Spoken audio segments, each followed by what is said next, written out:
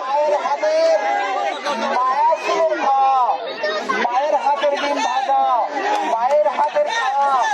তাই গায়ে বল বেশি যা বৌমার হাতের খাওয়া নয়, ভাজা নয়, গায়ে বল বেশি থাকবে।